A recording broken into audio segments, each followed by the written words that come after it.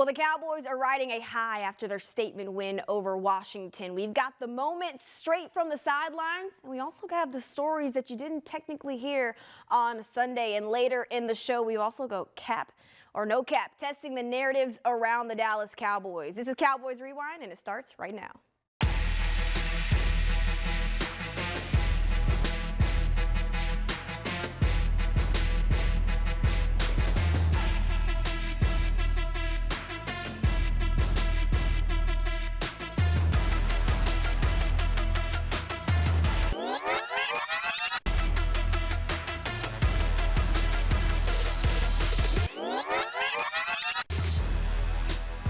The Dallas Cowboys are rolling into Week 8 against Denver, eyeing their first win in Mile High since 1992. Yeah, you heard that right. And they're also looking for some more respect around the NFL. The Cowboys, a 3-3-1 team, and the Denver Broncos, a 5-2 team. It's going to be a lot of fun to watch, so grab your popcorn. Welcome in to Cowboys Rewind. I'm your host, Nicole Hutchison. We'll be joined by Patrik Walker and Voch Lombardi in just a few moments. But first, you know the drill. We got to go back and rewind throughout the week. The Cowboys dominate in Week 7 over Washington, moving to second in the NFC East from an offense that is continuing to play like they are at the top of the league. I mean, because they are, to a defense that is starting to figure some things out. They had swag, they had sideline energy, they had it all in Week 7. Hey, y'all know what it is, baby. Big X. Go Cowboys, baby. Let's go, baby.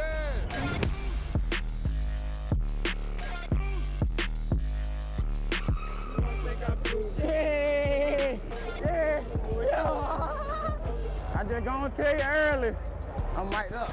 Get up! I'm mic'd up. Hey, I'm mic'd up. You mic'd up? Yeah. Look at it. I would say you can see the excitement on my face, but I rather show my excitement with my play. It don't take nothing special to be special. Nothing. Do what you always do. First down, Prescott back. Look at this protection. Deep ball to the middle to Lamb. 35 broke away. Left side 20. Walk your dog. Let's go! Let's go! Let's go! Let's go! That ain't go! Yeah! 88 is back. Fourth down and 5. Back to throw. Little light pressure over the middle. It's incomplete. Yeah. Here's Prescott flipping it out to Pickens on the left side to about the 33.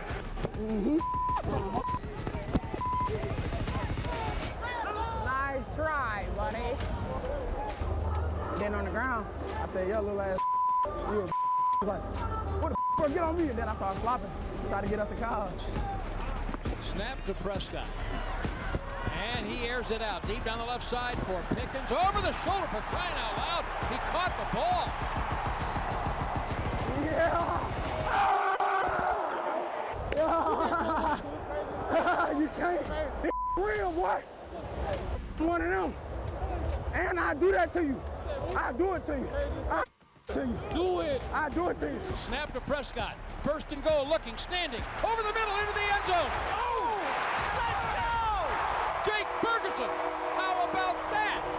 Prescott, handoff. Williams starts up the middle, bounces it out left. First down and more. Great blocking down the field. Yeah. You better get this, because he ain't going to come on. Yeah, he ain't doing What you doing? everything. I know. We're going to have to. Myers, he just got the snap off. Flushed out by Odigizua. And he's going to be almost hit by Clark. Throws it away. It's intercepted. He threw up a duck. Here comes Bland down the sideline. It's a pick six. Yeah! Let's go! We play Denver next. That altitude, man. Hey, that's what we do. Cowboy Nation, man. Cowboy Nation, baby. You know what it is, man. Obviously, every Cowboy fan should be excited how that defense played. And they really did some impressive things out there. Credit goes to head coach, who spent a lot of time on that side of the ball this week, along with Flus, and make an adjustment. Certainly gives us a lot of hope as we look to the future as to how this defense can play as we evolve. It looks like we came out pretty clean on injury.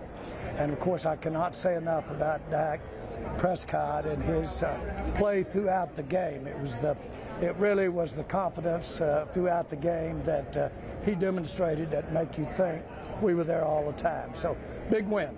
Jerry, what can you say about the offense with a healthy CeeDee Lamb? What is the ceiling for this offense? Well, it gives Turp a lot of openness, doesn't it, when those two guys are out there? I'm kidding. But obviously the fact that George has been able to really establish himself in Lamb's absence, both with confidence, himself, his teammates, coaches. Now that gives what he can bring to the table with Lamb, with what we're doing in our running game. I thought, I don't want to take anything away from Washington and how they can disrupt, but I thought that was one of our best offensive outings out here in several years. Hey, you heard the head man there. This is their best offensive outing in several years. Well, looks like this is the best offense they've had in years as well. But what does the rest of the NFL think about this offense? You got cap or no cap up next year on Cowboys Rewind. Cowboys Rewind is brought to you by AT&T. Connecting changes everything. And by SWBC Mortgage. Customized solutions to help you meet your personal and business goals. Visit SWBC.com.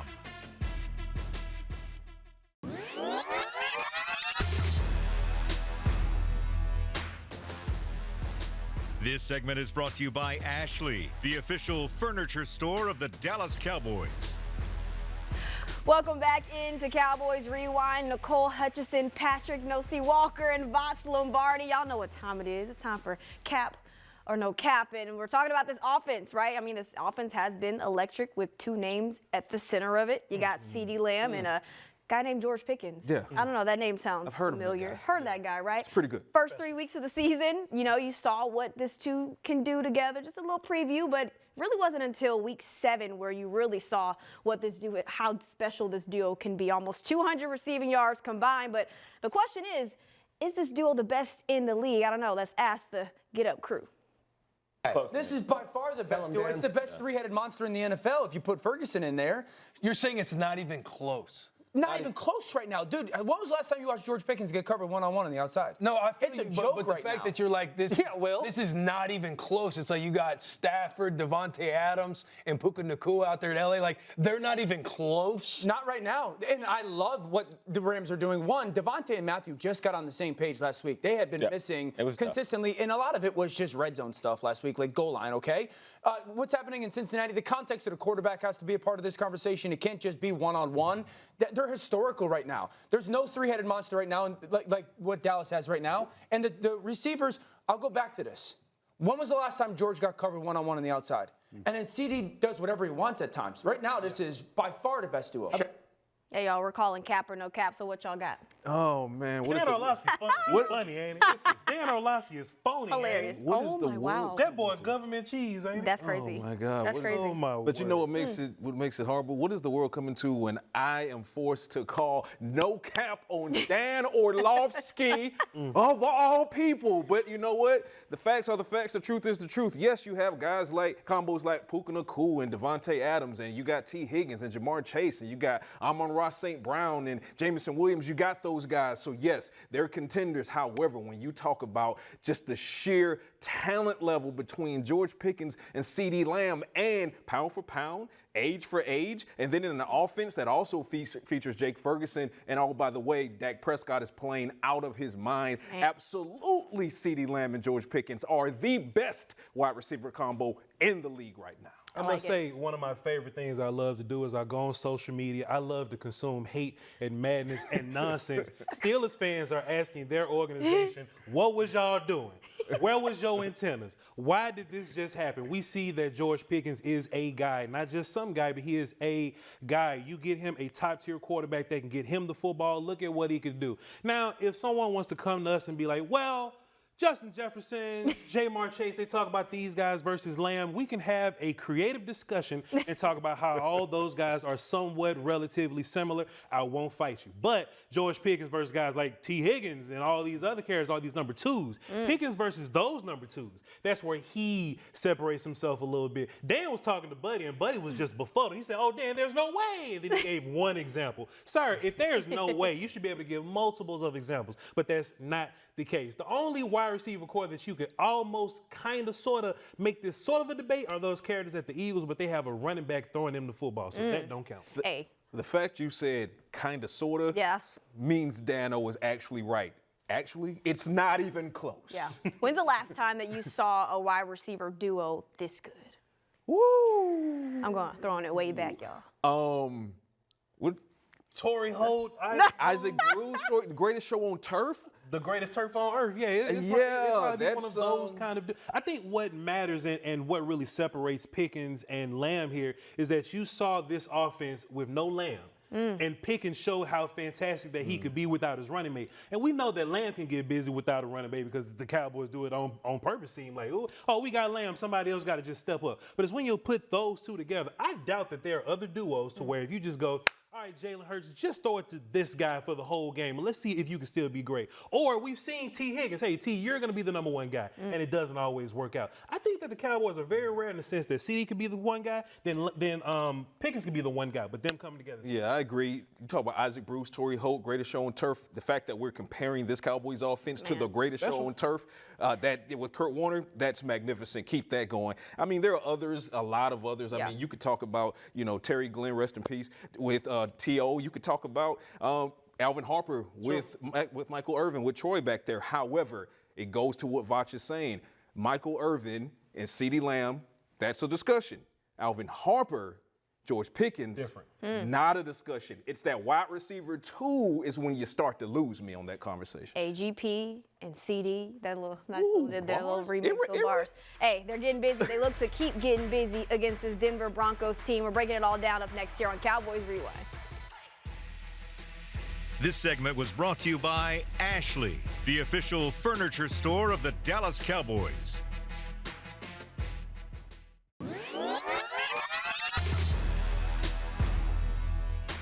Now, we've seen a Dallas offense that looks unstoppable at times, from the motion to the tempo to the balance. I mean, you name it, we've seen it all. But now they take on a Denver defense that thrives on chaos. So it's strength on strength, or what the people like to say, good on good. We're breaking it all down here on Cowboys Rewind. Nicole Hutchison, Voch Lombardi, and Patrik Walker. Now, I've got to ask you guys, what does a complete Cowboys offense performance have to look like against Denver? Man, this Denver defense, just looking at them, I get pretty jealous just watching the film. It looks like they are just meant to be together. They were drafted to play together. The big guys make the fast guys run around. They bring pressure to make the man coverage work on the outside. It's just they don't put their run down safety in harm by putting them on the roof. It's like everything that they do, it all works together in tandem. So Dak Prescott and Coach Shotty, they got a big task on their hand. But I think that the Cowboys, just as much as we could say that the Broncos are fantastic and top tier and elite, the Cowboys offense is the same. I wouldn't be afraid to run the football. I wouldn't be afraid to go to pass or 10. But in the event that those things get stopped, please quit, pivot, find something different. You know what? This is one of those games where you have the unstoppable force meets the immovable object, and talk about the people that's provocative, that gets the people going. This is the matchup that I want to see. You're talking about Dak Prescott on the MVP caliber click. We're talking about George Pickens and CeeDee Lamb and that duo, Jake Ferguson, having a career season. Javonte Williams, oh, by the way, he's back in Denver this week, and he's downplaying it, but he wants to show some things after that, didn't go well for them in free agency after his injury. He's back. This is what I'm saying the Cowboys need to do. They need to use Javonte Williams as the hammer, neutralize the best pass rush in the NFL, and from there, now you test those linebackers. They're damn good at what they do as well, but you have Javonte Williams. He's a bully. He likes the contact. He seeks it out. Let him set the tone. If you get Javonte Williams going early, that gets Dak Prescott on that play action to George Pickens and CeeDee Lamb and Jake Ferguson. Ooh, I like and that. There you go. I like that. You get froggy. If he can have a Rico Dollar revenge, Please. I'm going to jail. Locked up? I'm going to jail. Take me now. Boy, if we go up there and run the football and make it easy for I'll bring you an orange jumpsuit. Yeah. I don't even want to wear the jumpsuit because I get bailed out. We got the bond money. You're we do got the sick. Javonte We're putting Williams. up the house on Javonte. Javonte off of a game of 19 carries, 116 rushing yards. Obviously looking with some extra juice there against his former team. But I do want to talk about the cornerback room that the Broncos do have. Pat Surtain, he has not been targeted too much this season for a reason. But what challenge does he bring for this receivers core that is absolutely balling? Hey, Pat Surtain is a dude. He's one of the best in the whole league, but we have wide receivers that you can say the same about them. Actually, if you go back to Pittsburgh land, George Pickens has film versus Surtain. The box score says 2 for 29, but I'm childish. I like to go back and see what actually happened. And there was a 30-yard PI, there was a 50-yard catch that was brought back because of holding, and it was a 6-yard touchdown. Hey, man, look, let me tell you something. I like to bring it all together. Football math makes sense to me. I don't think you should be afraid. Pickens versus Surtain or Lamb versus Surtain. I love what the Cowboys did versus Washington, right? Trey Amos was the better corner, but that ain't stopping us from go finding Marshawn Lattimore, and there is somebody that we can go find this week, Pat? It's quite a bit of guys you can go find if you're Dak Prescott. What I'll also say is, as elite as Pat Surtain is, don't sleep on Riley Moore, the opposite cornerback, because when they're not targeting Pat Surtain, guess who they're targeting? Moore. Moore right now is allowing the second fewest passing yards in the league right now. He's kind of a dude as well. But what I will say is, to counter that, is he's handsy. They like to press up. That's going to work in George Pickens' favor. George Pickens right now leads the league in not only receiving yards, but right now DPIs and DPI yards gained and drives for the team that gets the DPI on that particular run. So George Pickens, he's going to get his. CeeDee Lamb, he's going to get his. Dak Prescott, he's going to get his. And by product, that means the Cowboys are going to get theirs. So yeah, respect the Broncos defense and their secondary. They are no joke. But guess what? Same can be said for this offense. Absolutely. I mean, nothing's going to be easy for this Cowboys offense, but I could say the same for Eze. How about Donovan Ezeraku? Hey, I'm cooking today. Let's go. Donovan Ezeraku. I go one-on-one with him up next here on Cowboys Rewind.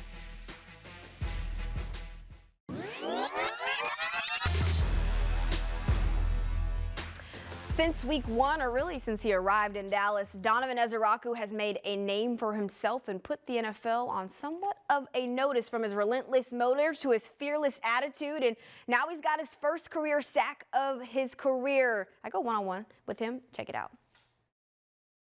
You knew since you were 7 years old that you wanted to play this sport. It took some convincing, too, for your parents. Growing up in a Nigerian household, you told your parents, I want to play football, but I'm going to keep my grades up. I'm going to go play D1. My parents, really my mom, it was like, you're not going to play football if you don't keep your grades right. You're not going to go to practice if, you know, your chores aren't done or whatever the case may be. And that kind of just instilled that, like, that discipline, you know, that characteristic that I had, that, you know, when I want something, I'm going to do whatever I need to do to go and do that. So that's kind of how that went. Yeah. And then, you know, as I got older, as they started to see that I take it very, very serious, you know, especially when you're like 10 years old and you got to cut weight to get to, and I'm running around with a trash bag on my body just to cut some weight for some football, Pee-wee Midget League football. Yeah. They saw how serious I was about it.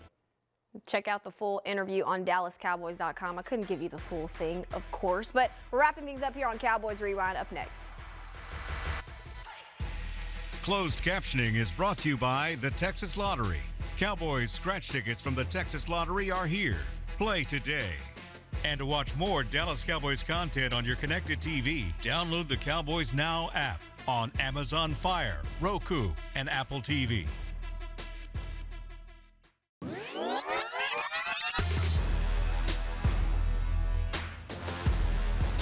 Cowboys Rewind was brought to you by AT&T. Connecting changes everything. And by SWBC Mortgage. Customized solutions to help you meet your personal and business goals. Visit SWBC.com. You know, been watching for 300 plus days now. So when you got like me that, you know, football is more than just a game to you. It's a way of life. You play with the passion and that energy, and you know when you're able to do it again, you never take it for granted. So each period play I had out there, look, I was dancing, having fun with it because I know, look, it can be taken away from you at any point in time, but it's more so just being out there with my brothers, man. We grind all off season, see each other work and get better. So, you know, me being out there to, you know, compete and run around with those guys, I know they enjoyed it just as me. The biggest news of the week, the Dallas Cowboys activating DeMarvion Overshown's 21-day practice window officially started on Wednesday. A lot of excitement around this entire team because he's feeling 100% healthy and said he's expecting to be back by the Raiders game. Should be a lot of fun seeing Demo back in action, or Agent Zero, so to speak, but he can't put his superhero cape on just yet for this Cowboys defense. They've got to stick with what they've got. Welcome back into Cowboys Rewind. We're wrapping things up here shortly, but this is a big matchup for this Cowboys team. Cowboys against the Broncos, and this offense, of course, playing at an elite level right now. This Cowboys defense looking to pick up where they left off in Week 7 against Washington. But you talk about a defense that's ranked at the top of the league in pressures and sacks with 34 around the NFL. It's time possibly for this Cowboys offense to maybe buckle up. I mean, this defense brings pressure. They bring disguises as well. But for Dallas, it's not about flash. Don't do too much, Dallas, all right? Just finish drives, maintain balance with Javonte Williams, of course, CeeDee Lamb, and George Pickens as well on the outside. But that's my mic drop. It's a 3:25 kickoff. Cowboys, Broncos in Mile High. Can they get their first win since 1992 in Mile High?